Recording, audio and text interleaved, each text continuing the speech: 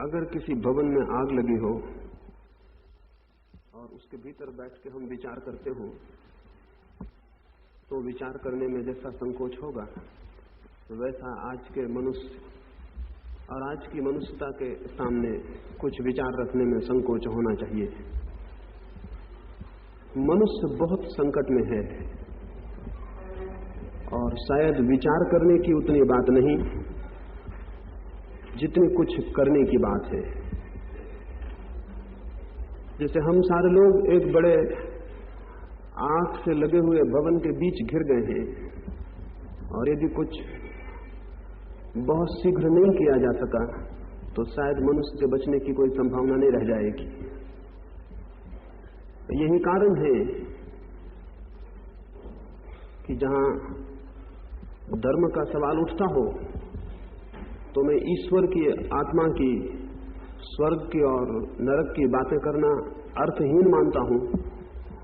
आज धर्म के लिए सर्वाधिक विचारणीय मनुष्य है और मनुष्य के बाद कुछ और विचारणीय हो सकता है। न ईश्वर, न आत्मा, न मोक्ष, मनुष्य आज सर्वाधिक विचारणीय है। मनुष्य इतना संकट और समस्या कभी भी नहीं बना था। पूरे मनुष्य के इतिहास में जैसी मनुष्य की स्थिति आज है वैसी कभी न थी। पर हम में से बहुत लोगों को शायद दिखाई न पड़ता हो क्योंकि समस्याएं देखने के लिए भी आंखें चाहिए। समाधान तो अंधे भी याद कर लेते हैं, समस्याएं देखने के लिए बहुत आंख की जरूरत है। और इस समय दुनिया में बहुत कम लोग हैं जिन्हें समस्याएं दिखाई पड़ती हों। ऐसे बहुत लोग हैं जो समाधान देने को तैयार हैं। समाधान सभी को स्मरण हो गए हैं, लेकिन ये भी स्मरण रहे कि बीते कल के समाधान आज के काम नहीं आते हैं। और ये भी स्मरण रहे कि समय जैसे बदलता है वैसे समाधान को नित्य नूतन हो जाना पड़ता है। समाधान के प्राण चाहे कितने ही प्राचीन हों, लेकिन उसकी सब रूपरेखाएं नवीन हो जाती हैं। हमारी आज की दशा और संकट में बड़े से बड़ा दुख यह है कि समाधान पुराने हैं, समस्याएं नई हैं और समाधान सभी लोगों को स्मरण हो गए हैं और समस्याएं देखने की आंखें बहुत कम लोगों में हैं। क्या है समस्या आज मनुष्य के सामने, वो भी ठीक से दिखाई नहीं पड़ रहा है। कुछ लोग समझते हैं समस्याएं राजनीतिक हैं, इसलिए कोई राजनीतिक हल खोज लेने से सारी दिक्कत समाप्त हो जाएगी। वे गलत सोचते हैं। मनुष्य की समस्याएं मूलतः राजनीतिक नहीं है। कुछ लोग सोचते हो आर्थिक समस्याएं हैं, वे हल हो जाएंगी तो मनुष्य का जीवन शांति से भर जाएगा। वे भी भ्रांति में है। मात्र अर्थ की कितनी ही उपलब्धि, संपत्ति और संपदा की कितनी ही सुविधा मनुष्य के चित्त से दुख को और पीड़ा को और संताप को विसर्जित नहीं करती है। मनुष्य की मूल समस्या कहीं न कहीं आध्यात्मिक है, कहीं बहुत गहरे में मनुष्य के आत्यंतिक अंतस्थित से संबंधित है। और उसे देखने के लिए जैसी गहरी आंख चाहिए वैसी गहरी आंख का अभाव है। हम बहुत छिछला और ऊपर देखते हैं और गहरे प्रवेश नहीं करते। शायद यही कारण हो कि हम गहरे देखना नहीं चाहते हैं, क्योंकि गहरा देखना साहस का काम है और गहरे देखने के लिए साहस ही नहीं बल्कि ये संभावना भी स्वीकार कर लेनी चाहिए कि हो सकता है समस्या ऐसी हो कि उसका समाधान भी ना हो सके। ये संभावना स्वीकार करके ही कोई व्यक्ति मनुष्य के भीतर गहरे देख सकता है।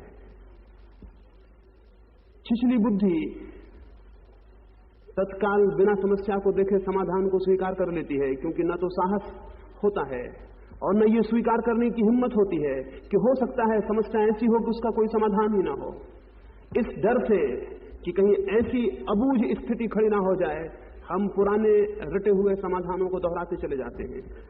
इससे मनुष्य की विवेक की शक्ति तो हमेशा अतीत से उधार ली हुई होती है और समस्याएं वर्तमान की होती हैं जिनमें कोई मेल नहीं बैठ पाता। जो लोग अतीत के आधार पर चिंतन करते हैं वे कभी वर्तमान के किसी उलझन को सुलझाने में समर्थ नहीं हो सकते। अगर समस्याएं आज हैं तो आज ही हमारा सद्य विवेक जागृत होना चाहिए। अगर मुसीबत इस समय खड़ी है तो इसी समय हमारे भीतर उस मुसीबत के मुकाबले के लिए विवेक का जागरण होना चाहिए। अतीत के विचार काम नहीं देंगे और परंपरा से उपलब्ध हुए समाधान सहयोगी नहीं हो सकते हैं। ये प्राथमिक रूप से आपसे कहूं, क्योंकि आज सबसे ज्यादा उलझन और सबसे ज्यादा कठिनाई इसी बात में हो गई है।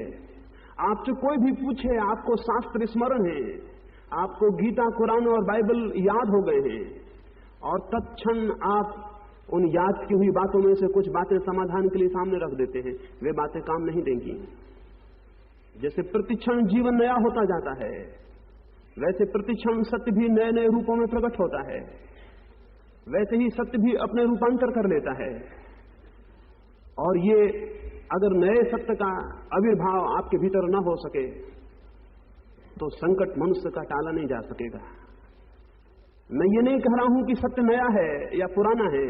सत्य तो शाश्वत है और सनातन है, लेकिन प्रत्येक युग में सत्य की अभिव्यक्ति, उसका प्रकाशन उस युग की मनस्थिति में सदा नए रूप से होता है। मैं ये कह रहा हूं कि जिस तरह प्रत्येक व्यक्ति को अपना जीवन खुद पाना होता है, माँ बाप का जीवन, बीती हुई पीढ़ियों का जीवन किसी को नहीं मिलता, अपनी श्वास खुद लेनी पड़ती है, कोई दूसरा मनुष्य मेरे लिए श्वास नहीं ले सकता। वैसे ही मेरे सत्य का आविष्कार मुझे ही करना होगा। कोई दूसरा मनुष्य, महावीर या बुद्ध या कृष्ण या क्राइस्ट मेरे लिए श्वास नहीं ले सकते, मेरे लिए सत्य भी नहीं बन सकते हैं। जिस क्षण मैं आविष्कार करूंगा अपने सत्य को, ये निश्चित है कि वो सत्य वही होगा जो कृष्ण का है, क्राइस्ट का है, बुद्ध का और महावीर का है, लेकिन उनसे मैं उसे उधार नहीं ले सकता। उसे आविर्भाव तो मुझे स्वयं में करना होगा। जब वो जागेगा और मैं जानूंगा तो वे केवल मेरे सत्य के साक्षी और गवाह हो जाएंगे। कृष्ण और क्राइस्ट केवल मेरे भीतर उठे हुए सत्य के गवाह हो सकते हैं, साक्षी हो सकते हैं। वे मुझे सत्य देने वाले नहीं हो सकते हैं। इस जगत में कोई मनुष्य किसी दूसरे मनुष्य को न कभी सत्य दिया है और न कभी दे सकेगा। और ये शुभ भी है। अगर कोई दूसरा सत्य को दे सके तो दूसरा सत्य को छीन भी ले सकता है। दूसरे के दिए गए सत्यों का कोई मूल्य नहीं। सत्य को तो अपने ही प्राणों की ऊर्जा से, अपने ही निर्माण से उपलब्ध करना होगा। और इसलिए भी ये मैं आपसे कहूं कि सत्य कोई ऐसी चीज नहीं है कि हमसे दूर हो, कि हम उसे पालें। वो तो स्वयं का ही निखार और परिष्कार है। वो तो स्वयं के ही प्राणों की अंतिम परिष्कृति है। अंतिम रूप से जब स्वयं के प्राण परिपूर्ण रूप से शुद्ध हो जाते हैं तो उस शुद्धतम प्राणों की दशा में जो अनुभूति होती है उसका नाम सत्य है। सत्य कहीं कोई बाहर कोई उपलब्धि नहीं बन सकती। सत्य कोई अचीवमेंट नहीं है कि हम उसे बाहर कहीं पालें। सत्य तो आत्म परिष्कार है। इसलिए मैं आपसे कहूं कि युग की, मनुष्य की आज की जो संकट की दशा है, उस संकट की दशा में सबसे महत्वपूर्ण विचारणीय बात यह है कि हमारे सत्य तो उधार लिए हुए हैं और समस्याएं हमारी हैं। सत्य तो कृष्ण, क्राइस्ट और महावीर के दिए हुए हों और समस्याएं हमारी हों, उन दोनों के बीच सामंजस्य नहीं होगा। औषधियां पुरानी हैं और बीमारियां नई हैं और उन दोनों के बीच कोई मेल नहीं बैठता। इसलिए मनुष्य आज एक बड़ी आंतरिक अड़चन में पड़ गया है। इसका ही कारण है इतने मंदिर हैं, इतने मस्जिद हैं, इतने पंथ हैं, इतने संप्रदाय हैं, इतनी चर्चा है धर्मों की, लेकिन जमीन पर धर्म खोजे से भी नहीं मिलेगा। इतनी विचारणा है, इतना प्रकाशन है, इतना साहित्य है, इतने उपदेश है, लेकिन धर्म कहीं भी खोजे से नहीं मिलता।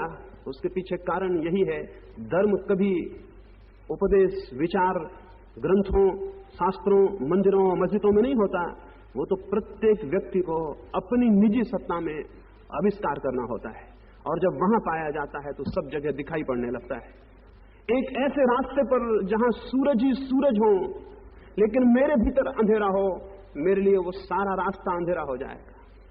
और एक ऐसे रास्ते पर जहां घनी अमावस हो और सब अंधकार हो लेकिन मेरे भीतर एक दिया जलता हो, वो सारा रास्ता कितना ही लंबा हो मेरे लिए प्रकाशित हो जाएगा। जगत में अंधकार होगा अगर मनुष्य के निजी सत्ता में अंधकार हो, और जगत में प्रकाश होगा अगर मनुष्य की निजी सत्ता में प्रकाश हो। बहुत दिन हुए एक साधु अपने घर आए हुए एक मेहमान साधु को नदी पर नौका विहार के लिए ले गया था। रात थी, वे दोनों नौका में बैठे। जैसे ही वे नौका में बैठे उस साधु ने जिसका आश्रम था और दूसरा साधु जिसका मेहमान था, पतवार अपने हाथ में ली। उस मेहमान ने कहा, क्षमा करें, कोई किसी दूसरे की पतवार अपने हाथ में नहीं ले सकता, मेरी पतवार मुझे दे दें। ये एक घटना घटी, पतवार दे दी गई। कुछ दिनों बाद जब वो दूसरा मेहमान विदा होता था, रात का अंधकार था, उसने कहा, रात अंधेरी है और मैं कैसे जाऊं, रास्ता अंधेरा है और सुनसान है, कोई साथ भी नहीं। उस मेजबान साधु ने कहा, मैं तुम्हें थोड़ी दूर तक पहुंचा दूंगा और मैं तुम्हें दिया जला देता हूं, उस दिए को ले जाएं, रास्ता प्रकाशित हो जाएगा। दिया जला के उसने विदा होते अतिथि के हाथ में दिया। सीढ़ियां भी वे आश्रम की नहीं उतर पाए थे कि जिसने दिया जला के दिया था उसी ने सीढ़ियां उतरने के पहले ही फूंक के दिए को बुझा दिया। वो अतिथि बुझे हुए दिए को हाथ में रख के बोला, ये क्या करते हैं? उस साधु ने कहा, जब तुम्हारी नाव की पतवार कोई दूसरा नहीं चला सकता तो तुम्हारे लिए प्रकाश का दिया कोई दूसरा कैसे जला सकता है? और जब नाव की पतवार तुम ही चलाओगे तो इस अंधकार में तुम्हारा संगी और साथी कौन हो सकता है? वहां भी अकेले ही यात्रा करनी होगी। सत्य की यात्रा निपट अकेली है, वहां न कोई संगी है न कोई साथी है। जहां संग है और साथ है उसी का नाम संसार है, और जहां कोई संग और साथ नहीं है उसी का नाम धर्म है। धर्म की यात्रा निपट अकेली है। इस भ्रांति में कोई ना रहे कि कोई भी वहां सहयोगी और साथी हो सकता है। उस जगत में कोई सहयोगी और साथी नहीं हो सकता। और इसलिए धर्म परम पुरुषार्थ है, क्योंकि जिनका परम पुरुषार्थ होगा वे ही केवल अकेले जाने को राजी हो सकते हैं। अज्ञात सत्य के लोक में, अज्ञात आत्म के लोक में केवल वे ही प्रवेश कर सकते हैं जिन्हें अकेले सागर पर निकल जाने की क्षमता हो, और एक ऐसे सागर पर जिसका कोई कूल किनारा पता नहीं, एक ऐसे सागर पर जिसका कोई अंत पता नहीं। अकेली यात्रा परम साहस, परम पुरुषार्थ को मांगती है। सत्य की खोज में, धर्म की खोज में मनुष्य को कोई साथ और सहयोग नहीं मिल सकता, न शास्त्र का न शास्त्राओं का। लेकिन हम जब भी धर्म में उत्सुक होते हैं तो भूल से हम धर्म में नहीं धर्म ग्रंथों में उत्सुक हो जाते हैं। धर्म और धर्म ग्रंथों में भेद है। और जब हम धर्म में उत्सुक होते हैं तो धर्म में नहीं संप्रदायों में उत्सुक हो जाते हैं, जबकि धर्म में और संप्रदायों में भेद है। और जब हम धर्म में उत्सुक होते हैं तो धर्म में नहीं धर्म गुरुओं में उत्सुक हो जाते हैं, जबकि धर्म में और धर्म गुरुओं में भेद है। न तो धर्मशास्त्र धर्म है, न संप्रदाय धर्म है, और न शास्त्र और गुरु धर्म है। धर्म तो निज सत्ता में उपलब्ध होता है, शास्त्र भी बाहर है, संप्रदाय भी बाहर है, धर्म गुरु भी बाहर है। जो बाहर है उनसे भीतर के जगत में किसी बात का आविष्कार नहीं हो सकता। जो बाहर है उन्हें बाहर ही जानना होगा, और जो भीतर है उसे भीतर जान के उसमें प्रतिष्ठा करनी होगी, तब व्यक्ति को धर्म का बोध होता है। और वैसा बोध परम क्रांति है। वैसा बोध व्यक्ति के सारे व्यक्तित्व को, सारी जीवन दिशा को, सबको परिवर्तित कर देता है। कैसे हम उस धर्म को अनुभव कर सकते हैं जिसकी मैं बात कर रहा हूं, जो शास्त्रों में, शास्त्राओं में, संप्रदायों में नहीं मिलेगा, उस धर्म को हम कैसे उपलब्ध कर सकते हैं, उसके संबंध में थोड़ी सी बात आपसे मेरा कहने का मन है। और ये भी मैं आपको कह दूं, अगर वैसा बोध उपलब्ध हो जाए तो मनुष्य का संकट टल सकता है। अगर थोड़े से लोगों को भी वैसा बोध उपलब्ध हो जाए तो हमारे युग को दृष्टि और आंखें मिल सकती हैं, और शायद हम सारी मनुष्यता को बचाने में समर्थ हो सकते हैं। मनुष्य ने उस तरह के धर्म से सारे संबंध छोड़ दिए हैं। लोग आपसे कहेंगे कि इस संबंध छोड़ने के पीछे उन नास्तिकों, वैज्ञानिकों का हाथ है जिन्होंने कहा कि ईश्वर नहीं है, जिन्होंने कहा आत्मा नहीं है, जिन्होंने कहा मोक्ष नहीं है, जिन्होंने सब इनकार कर दिया और कहा केवल पदार्थ की, केवल मैटर की सत्ता है। धर्म गुरु, धर्म पुरोहित, धर्म उपदेशक आपसे कहेंगे, इन नास्तिकों ने, इन वैज्ञानिकों ने, इन जड़वादी लोगों ने, इस भौतिकवाद ने धर्म से मनुष्य को दूर हटा दिया है। ये बात बिल्कुल ही गलत है। ये बात वैसे ही गलत है जैसे मैं अपने घर में अंधकार देखकर कहूं कि मेरे घर में तो दिए जलते थे लेकिन अंधकार आया और उसने दिए बुझा दिए। ये बात उतनी ही गलत है जैसे मैं कहूं कि मेरे घर में तो दिए जलते थे, प्रकाश ही प्रकाश था, लेकिन अंधकार आया और उसने मेरे दिए बुझा दिए। कोई अंधकार दिए नहीं बुझा सकता और कोई भौतिकवाद, कोई जड़वाद धर्म को नहीं मिटा सकता। धर्म बड़ी प्रज्वलित शिखा है, सनातन शिखा है, उसे बुझाना जड़वाद के सामर्थ्य के बाहर है। सच इससे बिल्कुल विपरीत है। सच ये है जब दिए बुझ जाते हैं तो अंधकार प्रवेश कर जाता है। सच ये है जब धर्म शिथिल हो जाता है तो जड़वाद प्रविष्ट हो जाता है। जो लोग आपसे कहते हैं भौतिकवाद के कारण धर्म शून्य हुआ है, वे गलत कहते हैं। सच ये है कि धर्म शून्य हुआ है इसलिए भौतिकवाद प्रबल हो सका है।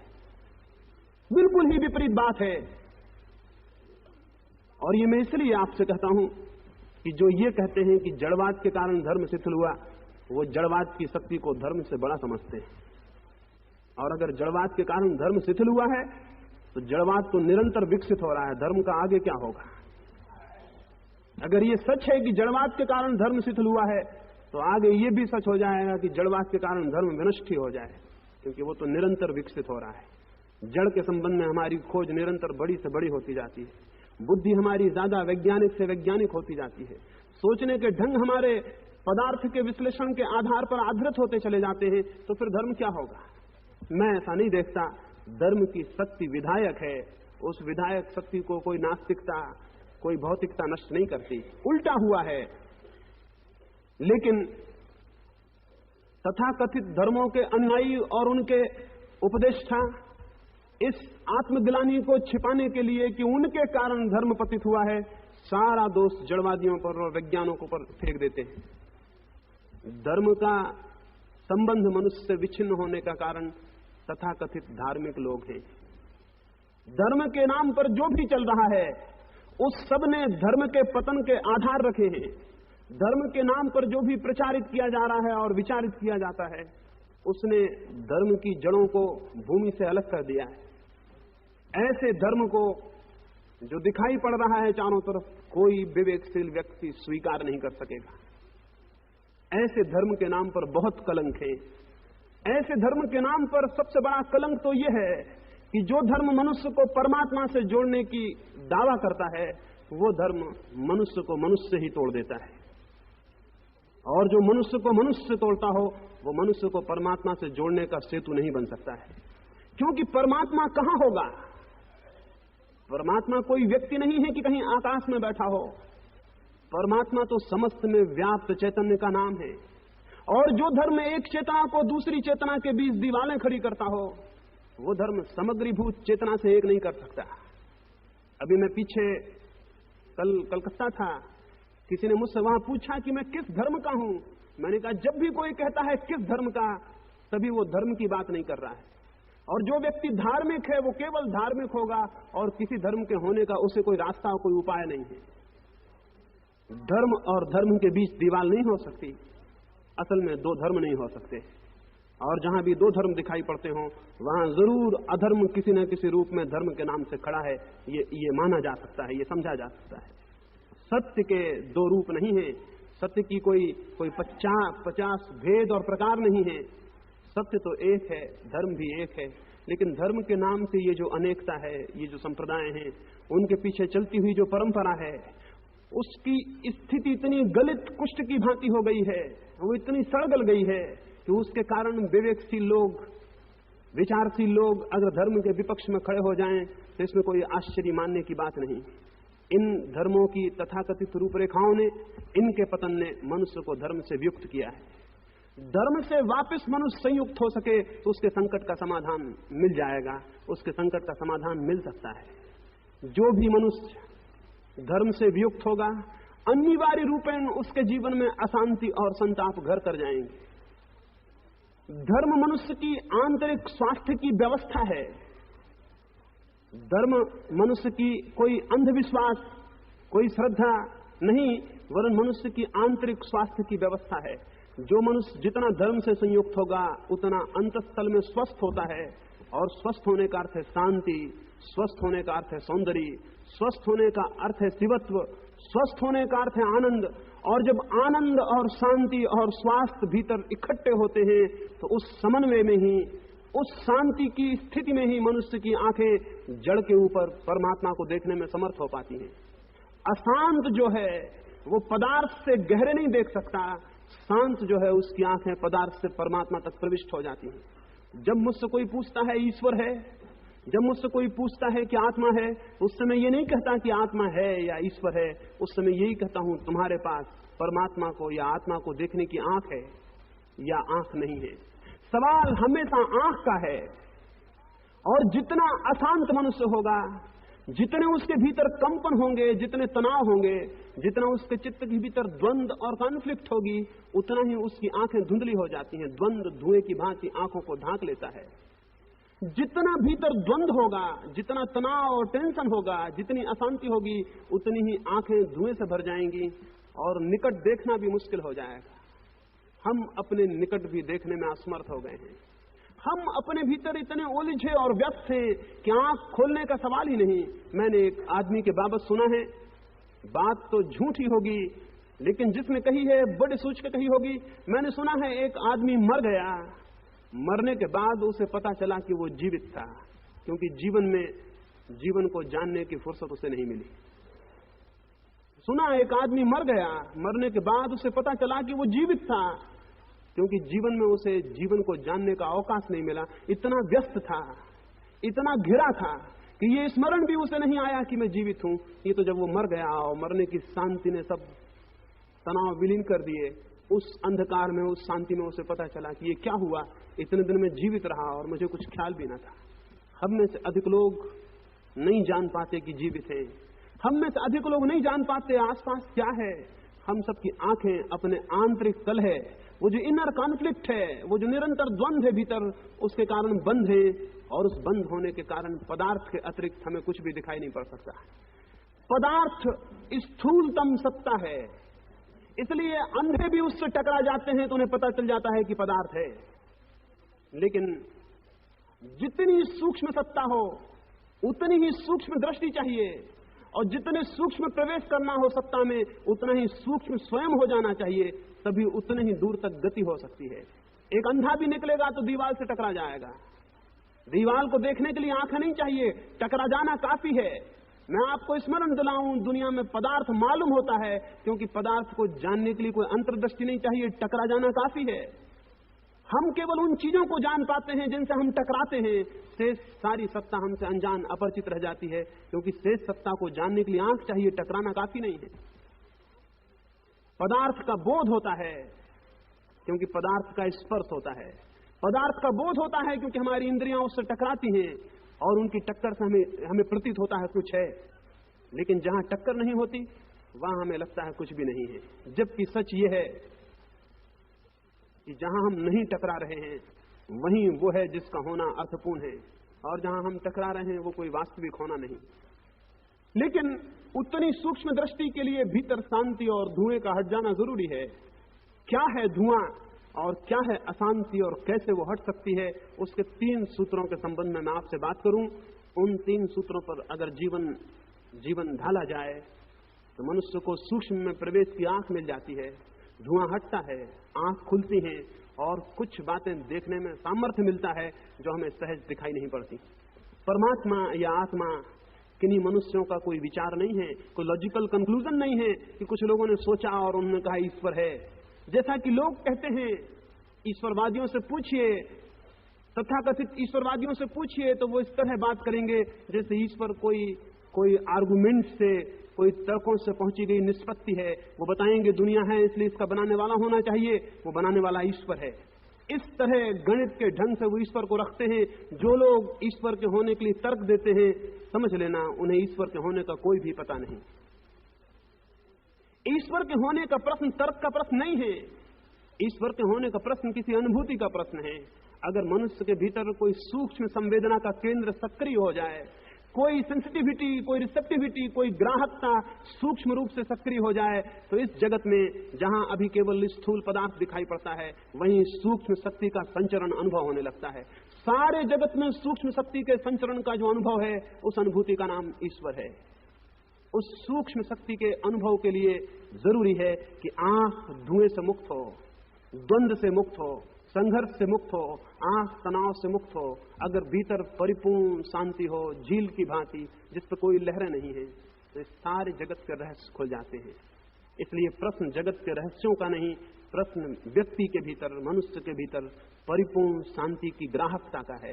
वो जो साइलेंट रिसेप्टिविटी है, वो जो परिपूर्ण शांत ग्राहकता है, उसका है। वो है तो जगत नया हो जाता है, वो है तो जीवन दूसरा हो जाता है, वो है तो एक क्रांति फलित होती है। वो शांत ग्राहकता, वो साइलेंट रिसेप्टिविटी कैसे पैदा हो, उसके छोटे से 3 सूत्रों पर आपसे मैं बात करना चाहता हूं। वे 3 सूत्र समस्त धर्मों के केंद्रीभूत सार सूत्र हैं। पहला सूत्र है प्रेम। जिन लोगों ने कभी भी जीवन को जाना है या कभी भी कोई जब जीवन को जानेगा तो एक बहुत कीमती बहुमूल्य सूत्र उसे दिखाई पड़ेगा, और वो ये कि अगर मैं सारे जगत को प्रेम कर सकूं तो जगत से मेरे सारे द्वंद्व, मेरे सारे संघर्ष विलीन हो जाएंगे।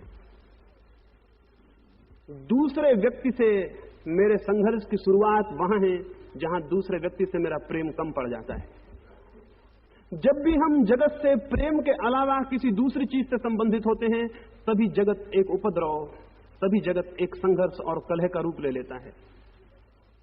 जब भी मैं प्रेम के अतिरिक्त किसी और मार्ग से किसी भी व्यक्ति से संबंधित हो जाऊंगा, तभी मेरे भीतर वे संबंध अनेक प्रकार के द्वंद्व, अनेक प्रकार के उत्ताप, अनेक प्रकार की कलह को, अनेक प्रकार के मानसिक संघर्ष और तनाव को पैदा करेंगे। मनुष्य के भीतर घृणा से ज्यादा, हिंसा से ज्यादा, क्रोध से ज्यादा और कोई चीज द्वंद्व और धुएं को पैदा नहीं करती। जिन लोगों को सत्य को जानना हो, जिन लोगों को निज सत्ता को अनुभव करना हो, या जिन्हें पदार्थ के पार के अदृश्य लोक की अनुभूति में प्रतिष्ठित होना हो, उनके लिए प्रेम के अतिरिक्त और कोई मार्ग नहीं। प्रेम का अर्थ है जगत से शांति के, अकलह के संबंध से जुड़ जाना।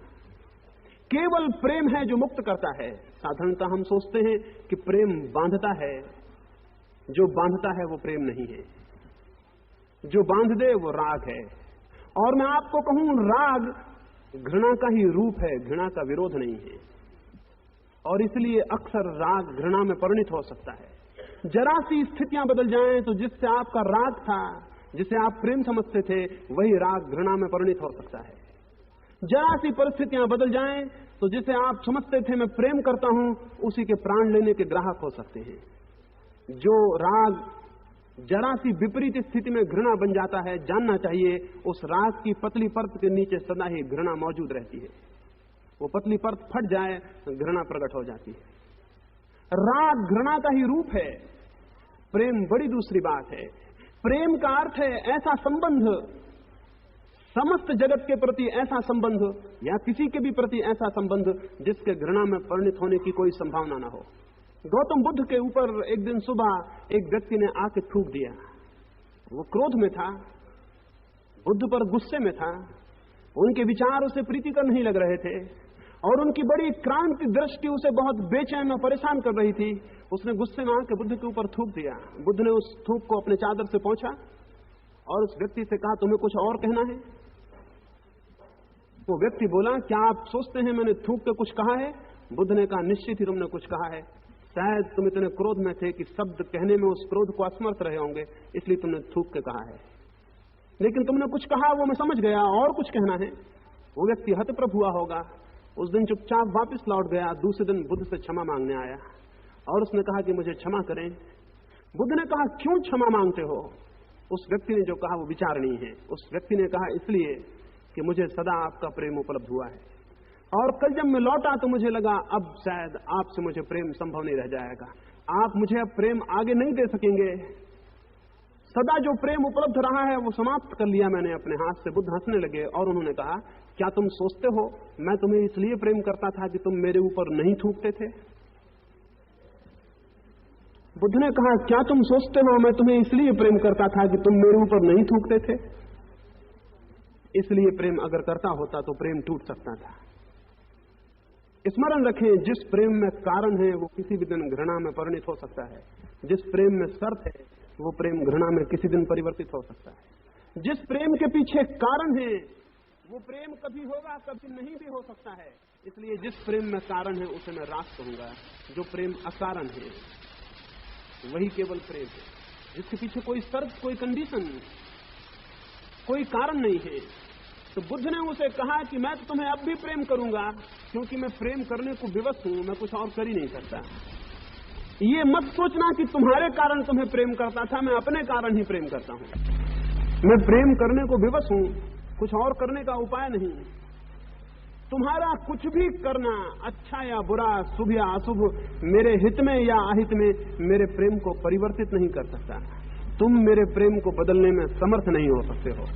क्यों? क्योंकि तुम्हारे किसी भी कारण से मैंने तुम्हें प्रेम नहीं किया।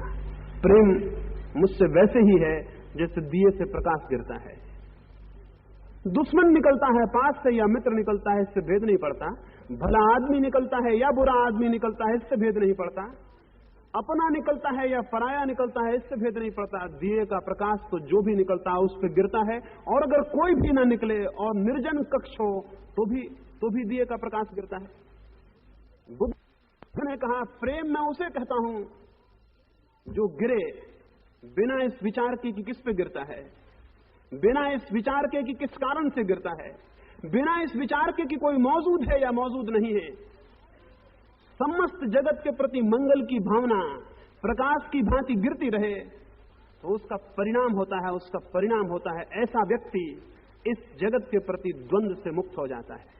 और जो व्यक्ति जगत के प्रति द्वंद्व से मुक्त हो, उसके भीतर मन के सारे द्वंद्व क्षीण होने लगते हैं। वो जो धुआं पैदा होता है वो विलीन होने लगता है। दुनिया के जिन सत्पुरुषों ने प्रेम या अहिंसा या करुणा या दया की बातें कही हैं, इस ख्याल में ना रहें कि वे कोई सामाजिक नैतिकता की बातें हैं। वे सब साधना के केंद्रीय अंग हैं, क्योंकि प्रेम के अतिरिक्त कोई मनुष्य कभी शांत नहीं हो सकता। प्रेम के अतिरिक्त कोई मनुष्य भीतर उस स्थिति को पैदा नहीं कर सकता कि परमात्मा को जानने में समर्थ हो जाए। इसलिए क्राइस्ट ने कहा है, अगर कोई मुझसे जोर ही देके पूछे कि परमात्मा की मैं क्या परिभाषा करूं, तो मैं कहूंगा प्रेम परमात्मा है, लव इज गॉड। ये छोटा सा सूत्र बहुमूल्य है। अगर महावीर से कोई जोर देके पूछता है कि क्या है धर्म, तो महावीर कहते अहिंसा धर्म है। अहिंसा का कोई और अर्थ नहीं है। अगर बुद्ध से कोई पूछता क्या है धर्म, तो बुद्ध कहते थे मैत्री धर्म है। ये मैत्री, अहिंसा या प्रेम सब पर्यायवाची हैं, इनमें कोई भेद नहीं है। जिस व्यक्ति को परमात्मा को अनुभव करना हो, उसे पहली सीढ़ी अपने भीतर प्रेम की चढ़नी होगी। परमात्मा तर्क से नहीं, प्रेम के इस विकास से अनुभव में आएगा। विचार से नहीं, प्रेम से अनुभव में आएगा। प्रेम को विकसित करना होगा, तो पहला सूत्र है प्रेम का प्रसार। अकारण, अहेतुक, बिना किसी शर्त के सारे जगत के प्रति प्रेम का संचरण। उठते बैठते सोते जागते, किसी की मौजूदगी में, किसी की गैर मौजूदगी में, पक्षी हों या पौधे हों, वृक्ष हों या आकाश के तारे हों, सबकी तरफ दृष्टि से निरंतर प्रेम के अतिरिक्त और कुछ भी न फेंकना। मैडम ब्लेवाट्स्की के बाबत मैंने सुना है, रूस के एक छोटे से गांव से वो निकलती थी।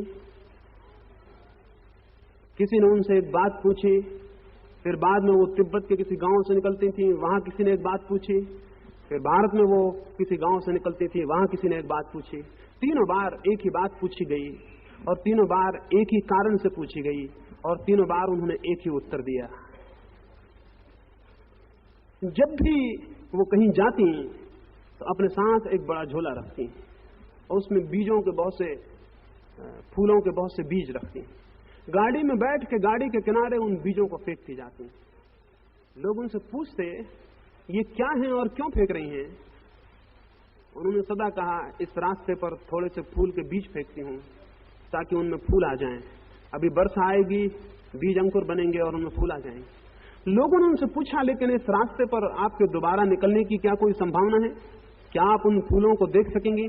तो ब्लेवाट्स्की ने कहा मैं तो नहीं, लेकिन हजारों आंखों से मैं ही उन फूलों को देखूंगी। ब्लेवाट्स्की ने कहा मैं तो नहीं, लेकिन हजारों आंखों से मैं ही उन फूलों को देखूंगी और उनकी खुशी और उनका आनंद मेरा आनंद है। मैं आपसे नहीं कहता कि आप फूलों के बीज लिए हुए सड़कों पर फेंकें। लेकिन मैं आपसे ये कहता हूं कि दो ही तरह के लोग जगत में हैं। एक तो वे लोग हैं जो दूसरों के रास्तों पर फूल फेंक देते हैं, और एक वे लोग हैं जो दूसरों के रास्तों पर कांटे फेंक देते हैं। दो ही तरह के लोग हैं।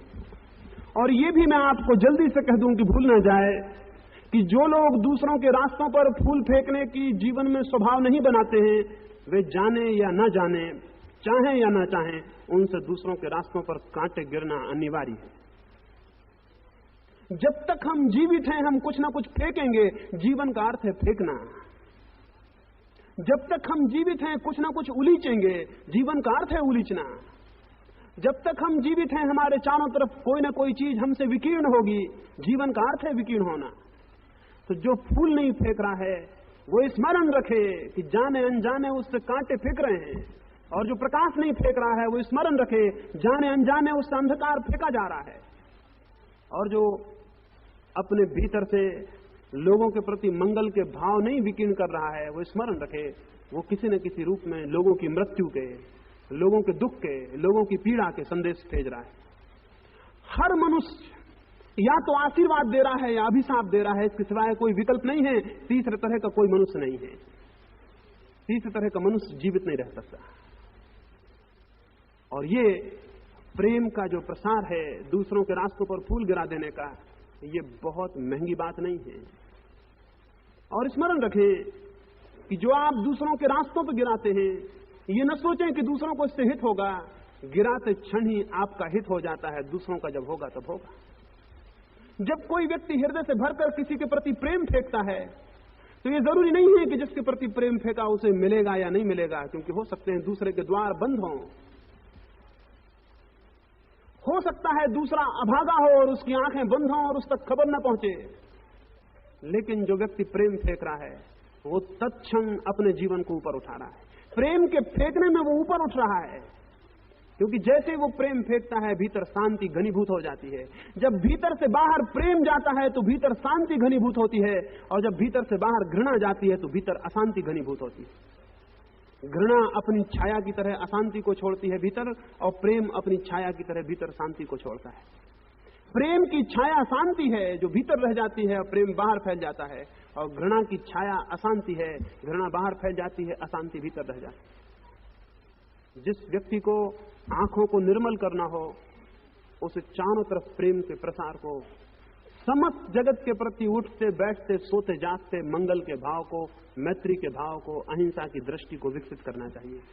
जितना प्रेम विस्तीर्ण होगा उतना ही वो व्यक्ति जगत से मुक्त हो जाएगा। प्रेम के अतिरिक्त और कोई मुक्ति नहीं है। घृणा बांधती है, प्रेम मुक्त करता है, और जो राग बांधता है वो राग घृणा के हिस्से में है, घृणा के साथ है। प्रेम मुक्ति है। जिसको मैं प्रेम करता हूं उससे ही मैं मुक्त हो जाता हूं, और अगर मैं समस्त जगत से प्रेम कर सकूं तो मैं समस्त जगत से मुक्त हो जाऊंगा। स्मरण रखें, जो मुक्त कर दे वो प्रेम है, और जितना मुक्त कर दे उतना प्रेम है, और परिपूर्ण मुक्त कर दे तो पूर्ण प्रेम है। पूर्ण प्रेम का नाम ही अहिंसा है। ये पहला सूत्र है आंख के भीतर निर्मलता उपलब्ध करने का, धुआं दूर करने का। पहला सूत्र हुआ प्रेम का प्रसार। दूसरा सूत्र है परिग्रह का संकोच। ये भी अद्भुत सत्य है कि जो व्यक्ति जितना ज्यादा परिग्रह को फैलाता है वो व्यक्ति उतना ही छोटा होता चला जाता है। जो व्यक्ति जितने सामान को, जितनी चीजों को इकट्ठा करने में लग जाता है वो व्यक्ति उतना ही नीचे गिरता चला जाता है, उतना ही भारी होता जाता है। सामान का बोझ उसके ऊपर भारी होता जाता है और वो नीचे बैठने लगता है। एक भारतीय साधु भारत के बाहर था, एक भवन के सामने खड़ा था और भवन में आग लगी थी और लपटें जल रही थी और भवन से लोग सामान को बाहर निकालते थे। सारा सामान बाहर निकाल लिया गया था। भवन का मालिक करीब करीब बेहोश सा, आंखों से आंसू बहाता हुआ खड़ा था। उसे स्मरण भी नहीं था कि क्या हो रहा है। और तभी लोगों ने आके पूछा कि भवन पूरा जलने के करीब है, लपटें नीचे के कक्षों तक भी आ गई, एक बार और हम भीतर जा सकते हैं, कुछ बचाने को हो तो बता दें। उसने कहा मुझे कुछ याद नहीं आता, तुम एक दफा जाके भीतर देख लो। हर बार वे लोग भीतर गए थे और हर बार हंसते हुए बाहर आए थे, क्योंकि कुछ न कुछ बहुमूल्य सामान बचा के लाए। अंतिम बार वे सारे लोग रोते हुए वापस लौटे। अब की बार भी वो कुछ लाए थे लेकिन रोते हुए लौटे और लोगों ने भीड़ लगा ली। उन्होंने पूछा रोते क्यों हो? उन्होंने कहा भूल हो गई, हम सामान को बचाने में लग गए और मकान मालिक का इकलौता लड़का भीतर सोया था, वो मर गया। उन्होंने कहा हम सामान को बचाने में लग गए और सामान का अकेला मालिक इसी बीच समाप्त हो गया। वो जो भारतीय साधु उस भीड़ में खड़ा होकर इस घटना को देखता था, उसने अपनी डायरी में लिखा है कि मैंने उस दिन उस भवन में लगी हुई लपटों के बीच जो देखा वो हर मनुष्य के जीवन में मुझे दिखाई पड़ता है। अधिकतम लोग सामान को बचाने में लग जाते हैं और सामान का मालिक धीरे धीरे मरता चला जाता है। एक दिन आता है सामान तो बच जाता है और मालिक मर जाता है।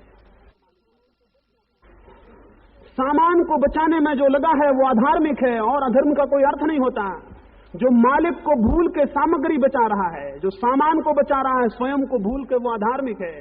अधार्मिक का एक ही अर्थ है दृष्टि परिवर्तित हो सामग्री से स्वयं पर, स्वयं प्रथम हो, सामग्री गौण और द्वितीय हो जाए तो व्यक्ति में धर्म की शुरुआत हो जाती है।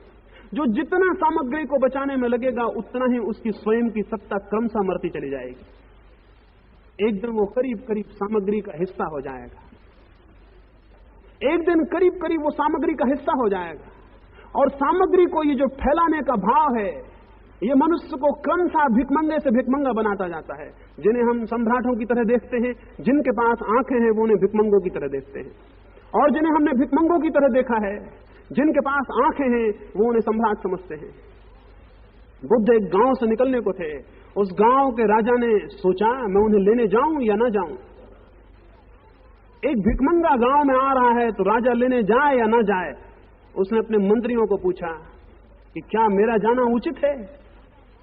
क्या एक राजा गांव के बाहर एक भिखारी को लेने जाए? उनमें एक वृद्ध मंत्री ने कहा कि क्षमा करें, अगर आपके पास आंखें होती तो जो आ रहा है उसे आप बादशाह और अपने को भिखमंगा समझते हैं। राजा ने कहा ये क्या कहते हो, मैं कैसे भिखमंगा हूं? उस बूढ़े अमात्य ने कहा जिसकी मांगे अनंत हैं उसके भीतर अनंत भिखमंगापन है, और जिसकी कोई मांग शेष न रही वो मालिक हो गया। जो कुछ भी नहीं मांगता वही केवल सम्राट है, और जो कुछ भी मांगता है मांग ही उसे भिखमंगा बनाती है। एक और मुझे स्मरण आया, एक मुसलमान फकीर हुआ फरीद। उसके गांव के लोगों ने फरीद से कहा कि तुम्हें अकबर बहुत मानता है, अकबर के पास जाओ और उससे कहना गांव में एक स्कूल खोल दे। फरीद गया, उसने कहा मैंने कभी किसी से कुछ मांगा नहीं, मैं तो भिखारी हूं, मैं कभी किसी से कुछ मांगता नहीं। उस फरीद ने कहा मैं तो भिखारी हूं, मैं कभी किसी से कुछ मांगता नहीं, लेकिन अब तुम सारे लोग कहते हो तो मैं जाता हूं। वो गया। उसने सोचा सुबह सुबह जाऊं, अकबर प्रार्थना करके नमाज पढ़ के निकलता होगा, वहीं कह दूंगा। वो मस्जिद में पहुंच गया, अकबर की नमाज पूरी होने को थी। नमाज पूरी हुई और अकबर ने हाथ उठा के कहा कि हे परमात्मा, मुझे और धन दे, मुझे और दौलत दे, मेरे राज्य की सीमाओं को और बढ़ा, मुझे और यश दे, मुझे और कीर्ति दे, मेरी सीमाएं रोज दिन दूनी बढ़ती चली जाएं। ये उसने प्रार्थना के अंत में कहा। अकबर जैसे ही उठा उसने देखा फरीद की पीठ उसे दिखाई पड़ी। फरीद मस्जिद की सीढ़ियों से वापस लौट रहा है। वो दौड़ के पहुंचा और उसने कहा कि कैसे लौट चले, कैसे आए? फरीद ने कहा इस तरह आए थे कि सोचा था तुम एक सम्राट हो, और इस तरह लौट चले कि देखा कि तुम भी एक भिखमंगे हो, देखा तुम भी मांगते हो, देखा तुम्हारी मांग का कोई अंत नहीं, और भी ज्यादा मांगते हो। तो जो जितना परिग्रह को मांगता है उतना भिखमंगा होता चला जाता है। और इस जगत में परमात्मा भिखमंगों को उपलब्ध नहीं होगा, मालिकों को उपलब्ध होता है, सम्राटों को उपलब्ध होता है। जो अपने मालिक नहीं है वो इस जगत की अंतर सत्ता के, इस जगत के मालिक के दर्शन करने में समर्थ नहीं हो सकते। इसलिए परिग्रह सबसे बड़ी बाधा है, अपरिग्रह सबसे बड़ा सहयोग है, सबसे बड़ा मार्ग है, सबसे बड़ा सेतु है। तो जिसे स्वयं को पाना हो उसे धीरे धीरे परिग्रह को छीन और संकुचित करना होगा, उस सीमा तक कि जब वो बिल्कुल निपट अकेला रह जाए और उसके पास कुछ भी ना हो। कुछ भी ना होने का मतलब क्या है? कुछ भी ना होने का मतलब है कि कुछ भी उसके भीतर मांग ना हो, कुछ भी उसके भीतर पाने की आकांक्षा ना हो। जितनी आकांक्षाएं कम होती हैं आत्मा उतनी विकसित होती चली जाती है, जितनी आकांक्षाएं ज्यादा होती हैं आत्मा उतनी पतित होती चली जाती है। आकांक्षा और आत्मा में विरोध है। आकांक्षा संसार का द्वार है, और जो आकांक्षा से पीछे लौटता है, जो वापस लौटता है, वह आत्मा के द्वार को उपलब्ध हो जाता है। इसलिए मैंने कहा प्रेम का प्रसार हो और परिग्रह का संकोच हो। प्रेम फैले और परिग्रह छोटा हो। और ये भी आप स्मरण रखें कि जितना प्रेम फैलेगा उतना ही परिग्रह छोटे होने में सहयोग मिलेगा, और जितना परिग्रह छोटा होगा उतना प्रेम के फैलने में सहयोग मिलेगा, क्योंकि जिसका बहुत परिग्रह है उसका प्रेम बहुत छोटा होता है, और जिसके पास जितना परिग्रह है उसका प्रेम उतना ही संकीर्ण और छोटा होता चला जाता है। अभागे हैं वे लोग जिनके पास परिग्रह तो बहुत हो जाता है और प्रेम शून्य हो जाता है, और धन्य हैं वे लोग जिनके पास परिग्रह तो शून्य हो जाता है और प्रेम पूर्ण हो जाता है। वे दोनों एक साथ बढ़ते हैं। प्रेम आगे बढ़ता है तो परिग्रह पीछे हटता है, परिग्रह पीछे हटता है तो प्रेम और आगे बढ़ता है। वे संबद्ध सूत्र हैं, प्रेम का प्रसार और परिग्रह का संकोच।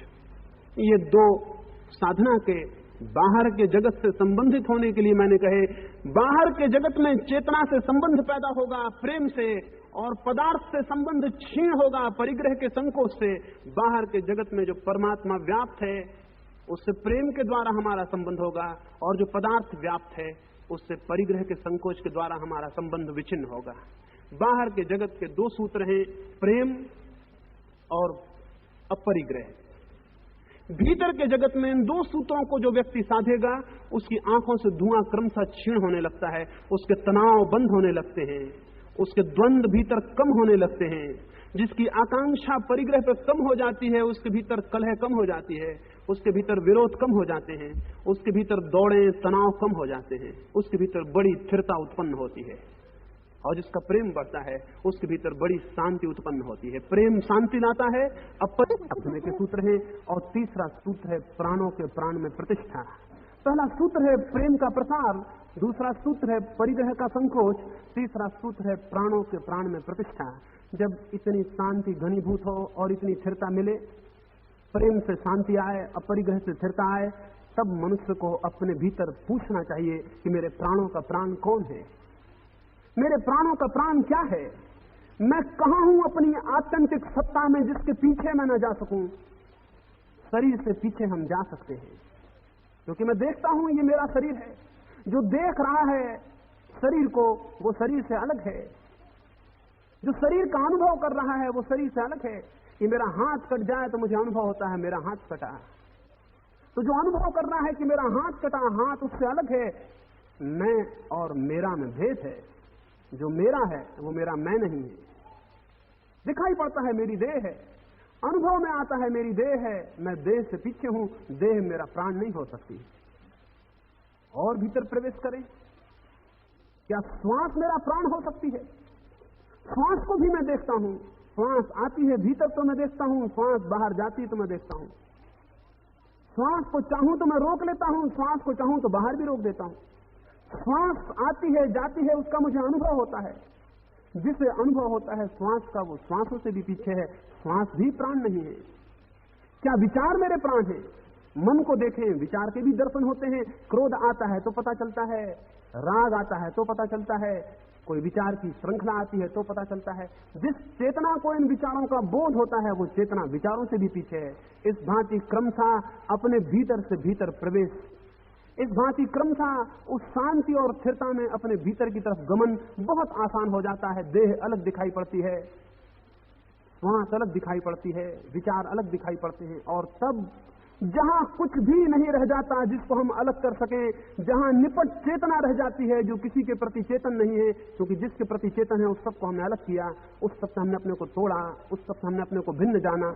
जब केवल मात्र चेतना रह जाती है और जानने को कुछ नहीं रहता, केवल ज्ञान रह जाता है और ज्ञेय कुछ भी नहीं रह जाता, केवल बोध रह जाता है और बोध किसी के प्रति नहीं रह जाता, उस बोध की निपट निजता में, उस लोनलीनेस में, उस अकेलेपन में, उस एकाकी क्षण में प्राणों के प्राण में व्यक्ति की प्रतिष्ठा होती है। वो प्रतिष्ठा सारे जगत के रहस्य को उठा देती है। उस प्रतिष्ठा में आंख खुलती है और दिखाई पड़ता है जहां हमने पदार्थ जाना था वहां परमात्मा है, और जहां हमने व्यक्ति जाने थे वहां समग्रीभूत चेतना का सागर है, और जहां हमने देह जानी थी वहां आत्मा है। स्वयं के भीतर आत्मा, समग्र के भीतर परमात्मा का अनुभव होता है। उस अनुभूति में सारे शास्त्र सत्य हो जाते हैं, उस अनुभूति में सारे सद्गुरु सत्य हो जाते हैं, उस अनुभूति में वे सारे गवाही और साक्षी हो जाते हैं कि वो तुम्हारे भीतर भी घटित हुआ, जो महावीर के, बुद्ध के, कृष्ण के, क्राइस्ट के भीतर घटित हुआ है, जो अनंत अनंत करोड़ करोड़ जागृत चेतनाओं में घटित हुआ है, वो तुम्हारे भीतर भी घटित हुआ है। इस बोध की गवाही, इस बोध के साक्षी सारे शास्त्र, सारे सदगुरु, सारे शास्त्र हो जाते हैं। उसके पहले उनका कोई उपयोग नहीं, उसके पूर्व उनका कोई अर्थ नहीं, उसके पूर्व केवल शब्द जाल है, वहां सत्य कुछ भी नहीं। और जब अनुभूति भीतर उपलब्ध होती है तो वे सारे शब्द विलीन हो जाते और उनके भीतर सत्यों पर आंख पहुंच जाती है। व्यक्ति स्वयं में सत्य के आविर्भाव को अनुभव करके इस सारे जगत में सत्य को अनुभव कर लेता है। स्वयं के भीतर आत्मा को जान के सारे जगत में उससे ही आलोक को अनुभव कर लेता है। ऐसी प्रतीति उसके निज संकट को समाप्त कर देती है। ऐसी प्रतीति उसे बता देती है जन्म के पहले उसका होना था, मृत्यु के बाद उसका होना होगा। ऐसी प्रतीति उसे बता देती है न कभी उस चेतना को कोई दुख हुआ है, न कभी हो सकता है, न होने की कोई संभावना है। दुख के अतीत, आनंद में प्रतिष्ठित, अंधकार के ऊपर प्रकाश में आलोकित उस चेतना का अनुभव उसकी सारी समस्याओं को जड़मूल से नष्ट कर देता है। अगर थोड़े से लोग भी आज के इस मनुष्य के जगत में वैसे आलोक को उपलब्ध हो जाएं तो सारे जगत में एक नए प्रकाश का प्रकाश अनुभव किया जा सकता है, एक नए प्रकार के आलोक को जन्म मिल सकता है और उस आलोक में ही मनुष्यता का भविष्य संरक्षित होगा। उसके अतिरिक्त मनुष्य को बचाना कठिन है। मनुष्य अपने हाथ से आत्मघात कर लेगा, मनुष्य अपनी घृणा से आत्मघात कर लेगा, मनुष्य अपने परिग्रह से आत्मघात कर लेगा, मनुष्य अपने प्राणों के प्राण से विच्छिन्न होने के कारण आत्मघात कर लेगा।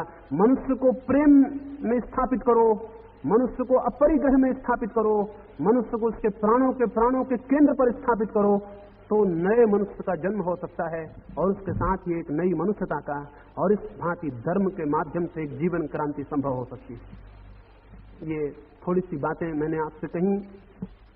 आशा कर सकता हूं कि शायद कोई बात कहीं आपके भीतर, आपके हृदय के किसी तार को छेड़ दे।